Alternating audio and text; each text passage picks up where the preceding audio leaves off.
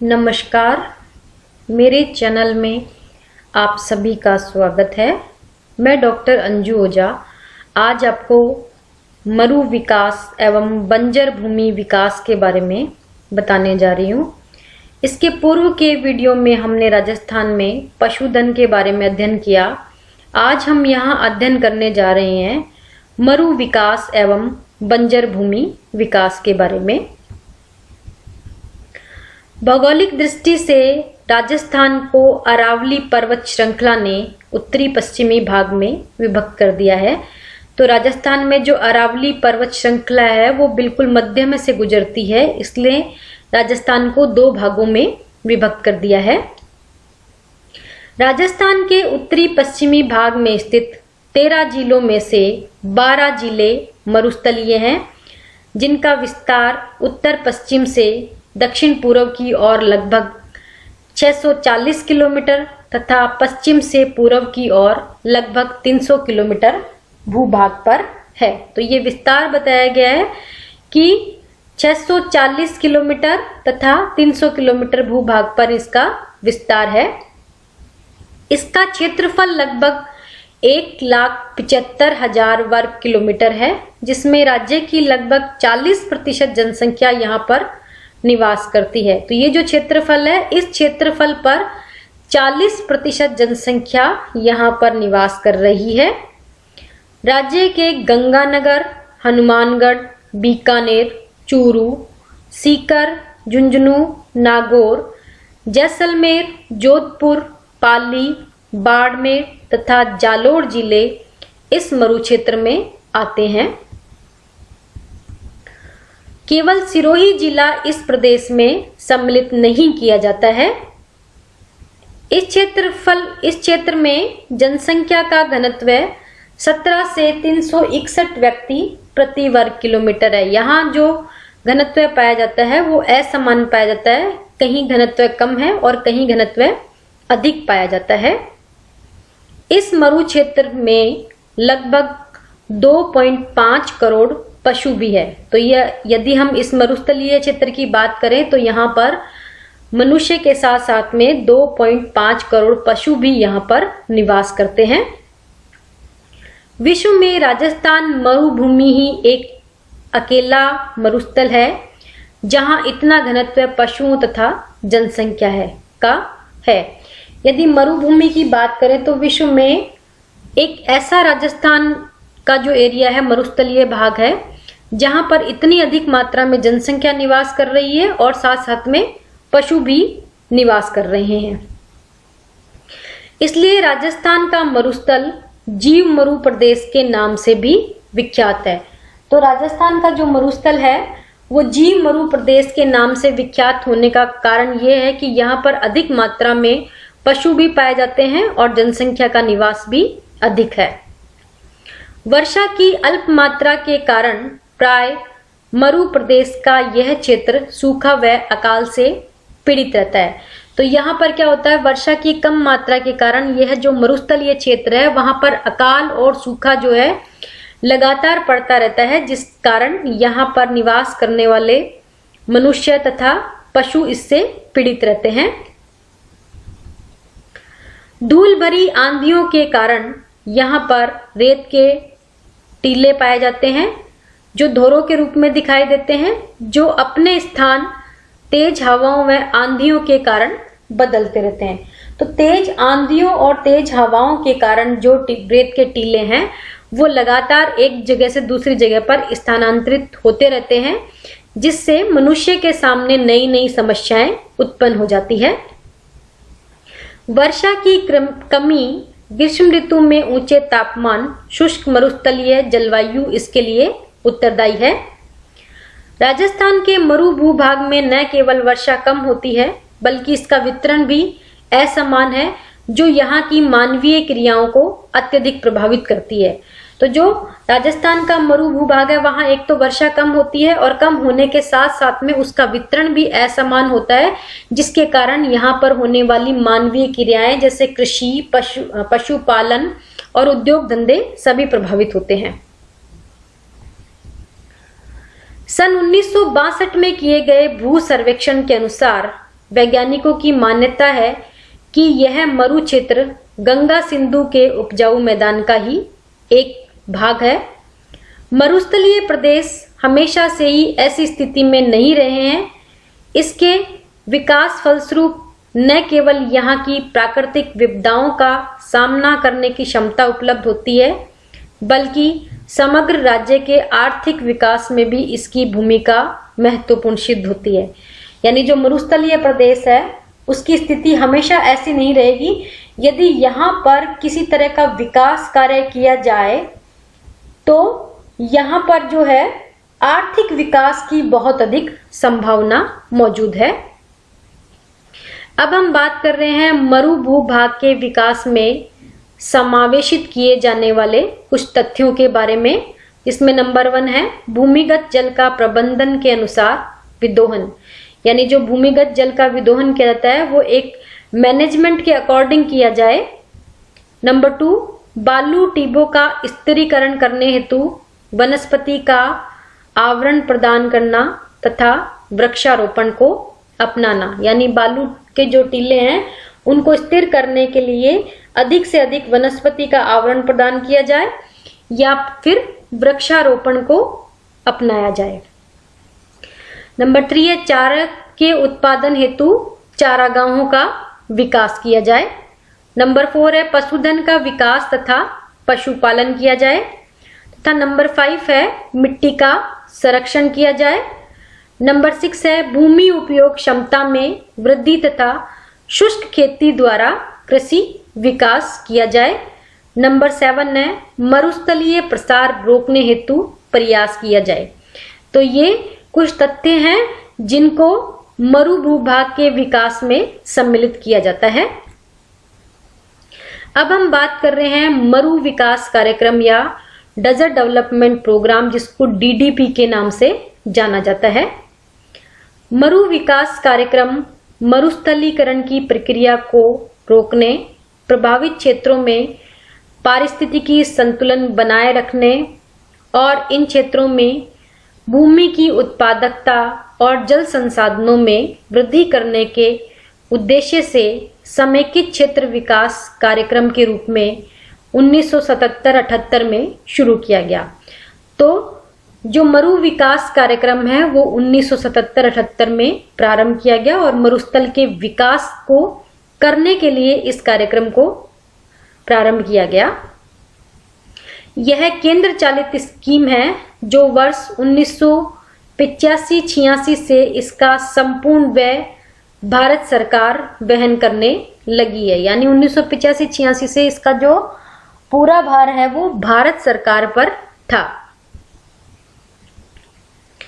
यह कार्यक्रम 1977-78 में राष्ट्रीय कृषि आयोग की सिफारिशों के आधार पर चालू किया गया था।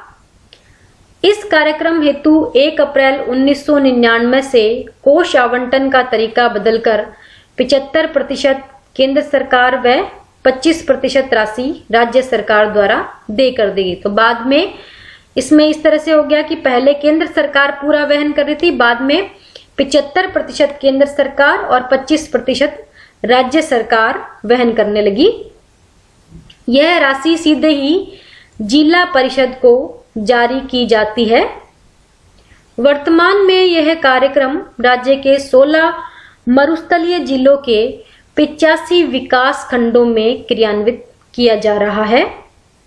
इसका उद्देश्य मरुस्थल प्रसार पर रोक लगाना तथा आर्थिक विकास करना तथा इस क्षेत्र के लोगों को रोजगार उपलब्ध कराना है। तो जो ये कार्यक्रम है इसका मुख्य उद्देश्य है मरुस्थल प्रसार को रोकना तथा मरुस्थल के का आर्थिक विकास करके उस क्षेत्र के लोगों को रोजगार प्रदान करना। अब हम बात कर रहे हैं मरु विकास कार्यक्रम के अंतर्गत विभिन्न क्षेत्रों में किए गए प्रयासों का विवरण के बारे में।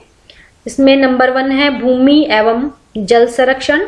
नंबर 2 भूजल अन्वेषण एवं दोहन। नंबर 3 चारागाह विकास। नंबर 4 वनों का विकास। नंबर 5 सिंचाई का विकास। नंबर 6 डेयरी विकास। नंबर 7 राष्ट्रीय मरुउद्यान और नंबर 8 पशु स्वास्थ्य, नंबर 9 टीलों का स्थिरीकरण करना। तो इस तरह से मरु विकास कार्यक्रम के अंतर्गत विभिन्न क्षेत्रों में जो प्रयास किए गए हैं उनका ये विवरण है। अब हम बात कर रहे हैं मरु विकास कार्यक्रम की विशेषता के बारे में। यह कार्यक्रम 100% केंद्र सरकार की सहायता से संचालित है। 1 अप्रैल 1995-96 से यह कार्यक्रम 16 मरु जिलों के 85 खंडों में संचालित किया जा रहा है, जिसमें अजमेर, जयपुर, सिरोही, राजसमंद, उदयपुर, बीकानेर, बाड़मेर, जोधपुर, जालोर, नागौर, चूरू, पाली, गंगानगर, जैसलमेर, सीकर तथा झुंझुनू जिले हैं। वर्ष 1995-96 से यह कार्यक्रम भी जल ग्रहण क्षेत्र क्लस्टर इंडेक्स कैचमेंट आधार पर संचालित किया जा रहा है और 500 हेक्टेयर के एक माइक्रो जल ग्रहण प्रोजेक्ट पर प्रति हेक्टेयर 5,000 रुपए की लागत आंकी गई है, जिसे 4 वर्ष में पूरा करने पर बल दिया गया था। क्षेत्र विकास केवल लगभग 500 हेक्टेयर के वाटरशेडों के आधार पर क्रियान्वित किया जा रहा है, जिसमें हर श्रेणी की भूमि सम्मिलित होगी। जिला ग्रामीण विकास एजेंसी द्वारा गांवों वाटरशेडों का चयन करने के साथ साथ वाटरशेड विकास परियोजना के क्रियान्वयन के लिए परियोजना क्रियान्वयन एजेंसियों का भी चयन किया जाता है। पंचायती राज संस्थाओं के अतिरिक्त वाटरशेड विकास कार्यक्रम आयोजन और क्रियान्वयन एजेंसियों के रूप में स्वयं सेवी एजेंसियों के लिए आधिकारिक भूमिका सुनिश्चित करता है। अब हम बात कर रहे हैं बंजर भूमि विकास कार्यक्रम या वेस्टलैंड डेवलपमेंट प्रोग्राम के बारे में। तो बंजर भूमि की परिभाषा करते हुए राष्ट्रीय प्रति भूमि विकास बोर्ड ने बताया है कि बंजर भूमि वह है जो जल एवं मिट्टी के उचित प्रबंधन के अभाव में जल एवं वायु द्वारा अपरदित हो जाती है तथा जिसकी भौतिक एवं रासायनिक गुणवत्ता में मानवीय क्रियाकलापों के फलस्वरूप गुणात्मक ह्रास हो रहा है तथा जिसको उचित तरीके से अपनाकर वनस्पति उगाने योग्य बनाया जा सकता है। तो ऐसी भूमि को बंजर भूमि कहते हैं जो जल और मिट्टी के उचित प्रबंधन के कारण वो वायु और जल द्वारा अपरदित हो जाती है, और यदि उस पर उचित प्रबंधन किया जाए तो वो भूमि जो है बंजर भूमि में शामिल नहीं होगी, या उसको ऐसे कह सकते हैं बंजर भूमि से उपजाऊ भूमि में या अच्छी भूमि में चेंज किया जा सकता है। बंजर भूमि के अंतर्गत कृषि योग्य बंजर भूमि तथा कृषि अयोग्य बंजर भूमि को शामिल किया जाता है। तो बंजर भूमि के अंतर्गत कृषि योग्य बंजर भूमि भी शामिल है तथा कृषि अयोग्य बंजर भूमि को भी शामिल किया जा सकता है। अब हम यहाँ इस स्लाइड पे देख रहे हैं कि बंजर भूमि को दिखाया गया है फोटो के माध्यम से। इसमें निम्न प्रकार के कार्य किए जाते हैं जो सूखे की गंभीरता को कम कर सके। तो बंजर भूमि विकास कार्यक्रम है, उसमें इस तरह के कार्य किए जा सकते हैं जो कि सूखे की गंभीरता को कम करके जीवन की गुणवत्ता को रोजगार के अवसर बढ़ा करके सुधार सके तथा लोगों के जीवन की अन्य दशाओं को भी उन्नत कर सके। यानी ऐसे कार्य इसमें किए जाते हैं जिससे सूखे की जो गंभीरता है वो कम हो जाए और जीवन की गुणवत्ता बढ़े तथा लोगों को रोजगार के अवसर प्राप्त हो। उसमें है कृषि वानिकी का विकास, पशुपालन व भेड़ पालन विकास, पशुओं के लिए पेयजल पूर्ति की व्यवस्था, लघु सिंचाई, ग्रामीण विद्युतीकरण, जन संसाधनों का विकास एवं आर्द्रता संरक्षण, बलुई मिट्टी के टीलों के स्थिरीकरण का कार्यक्रम। तो इस प्रकार के कार्यक्रम करके जीवन की गुणवत्ता को बढ़ाया जा सकता है। भौगोलिक वितरण की दृष्टि से अगर देखा जाए तो इसका सार्वजनिक विस्तार बलुई भूमि के रूप में अधिक है, जो राज्य के मरुस्थलीय जिलों में है। तो जो बंजर भूमि की बात कर रहे हैं वो हम देखने में आता है कि राजस्थान के जो मरुस्थलीय जिले हैं वहां पर ये भूमि जो है बलुई भूमि के रूप में अधिक पाई जाती है। अरावली पर्वतीय प्रदेश और विंध्यन पर्वतीय क्षेत्रों में झाड़ियों तथा बिना झाड़ियों वाली उच्च भूमि तथा साथ ही बंजर चट्टानी भूमि के रूप में अधिक दिखाई देती है। तो अरावली क्षेत्र में चट्टानी भूमि के रूप में दिखाई देती है। झालावाड़, कोटा, बारा, बूंदी, धौलपुर, जयपुर, टोंक और अलवर जिलों में बंजर बीहड़ खड़ भूमि के रूप में विस्तृत है तथा पश्चिमी राजस्थान में जहां तल्ली और रन क्षेत्र एवं लवणीय भूमि की अधिकता है, वहीं नहरी सिंचाई वाले भूभागों में जलाक्रांत बंजर भूमि का फैलाव दिखाई देता है। तो इस तरह से हम कह सकते हैं कि राजस्थान में एक ही प्रकार की बंजर भूमि नहीं पाई जाती है। कहीं ये बलुई भूमि के रूप में पाई जाती है, कहीं ये चट्टानी भूमि के रूप में पाई जाती है, कहीं ये बंजर बीहड़ और खड़ के रूप में पाई जा रही है, तो कहीं लवणीय भूमि के रूप में पाई जाती है तथा कहीं जलाक्रांत बंजर भूमि जो है वो पाई जाती है। अब हम देख रहे हैं बंजर भूमि के प्रकारों के अनुसार उनका सर्वाधिक विस्तार रखने वाले जिले कौन कौन से हैं। बलुई भूमि का सर्वाधिक विस्तार चूरू जिले में है। बीहड़ खड़ भूमि सबसे अधिक जयपुर तथा दौसा जिलों में केंद्रित है। बंजर चट्टानी एवं पथरीली भूमि का सर्वाधिक क्षेत्र सवाई माधोपुर में है। झाड़ियों एवं बिना झाड़ियों वाली उच्च भूमि का सर्वाधिक क्षेत्र उदयपुर तथा राजसमंद जिलों में है। लवणीय भूमि का सर्वाधिक विस्तार पाली जिले में है। अपभ्रंशित वन भूमि का सबसे अधिक विस्तार कोटा तथा बारा जिलों में है। राज्य में इस विस्तृत बंजर भूमि का उपयोग इसके गुण व मात्रा के अनुसार निश्चित अवधि के अंतर्गत समुचित रूप में उपयोग करने की योजना के क्रियान्वयन से पर्यावरण असंतुलन को रोका जा सकता है। यानी बंजर भूमि का यदि उपयोग उचित उपयोग किया जाए तो पर्यावरण का जो असंतुलन है उसको भी रोका जा सकता है। इस बंजर भूमि को खेती, वृक्षारोपण, आवासीय कॉलोनी, पशुओं के लिए गुणात्मक चारागाह इत्यादि के रूप में परिवर्तित करके आदर्श भूमि के रूप में अपनी समस्त आवश्यकताओं की हम पूर्ति कर सकते हैं। तो जो बंजर भूमि है उसको खेती के रूप में काम में ले लें या पशुपालन के रूप में या वृक्षारोपण करके या आवासीय कॉलोनी बना करके हम अपनी समस्त आवश्यकताओं की पूर्ति कर सकते हैं। भारत सरकार के कृषि एवं खाद्य मंत्रालय की बंजर भूमि कमेटी ने बंजर भूमि के अंतर्गत ऊसर तथा अनुपजाऊ बंजर भूमि, कृषि योग्य बंजर भूमि, चारागाह भूमि तथा पुरानी पड़त भूमि को सम्मिलित किया है।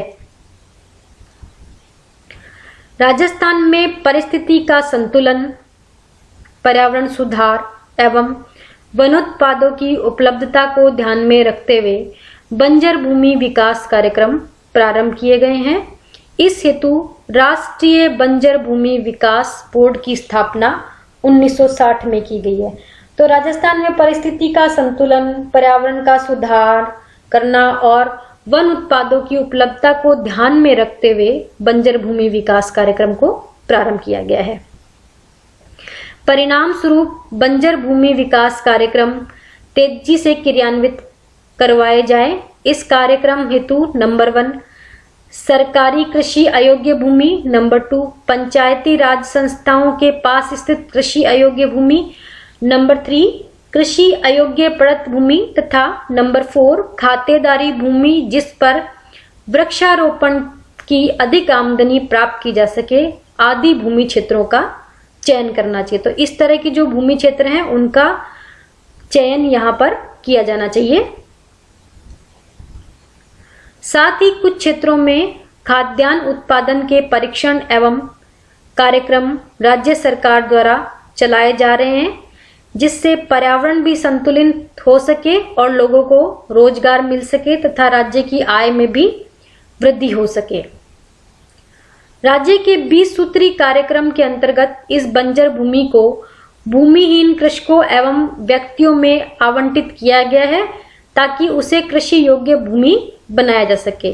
तो 20 सूत्री कार्यक्रम में इस बंजर भूमि को क्या होगा, ऐसे किसान जिसके पास भूमि नहीं है या ऐसे व्यक्ति जिसके पास भूमि नहीं है उसको दिया गया है ताकि वो उसमें प्रयास करके कृषि योग्य उसको बना सके। राजस्थान में बंजर भूमि विकास कार्यक्रम को क्रियान्वित करने का उत्तरदायित्व ग्रामीण विकास एवं पंचायती राज विभाग का है, जो वन राजस्व, कृषि एवं सिंचाई आदि से संबंधित विभिन्न विभागों में परस्पर समन्वय स्थापित करता है। इस कार्यक्रम के अंतर्गत वित्तीय सहायता अनेक सूत्रों के माध्यम से प्राप्त की जाती है।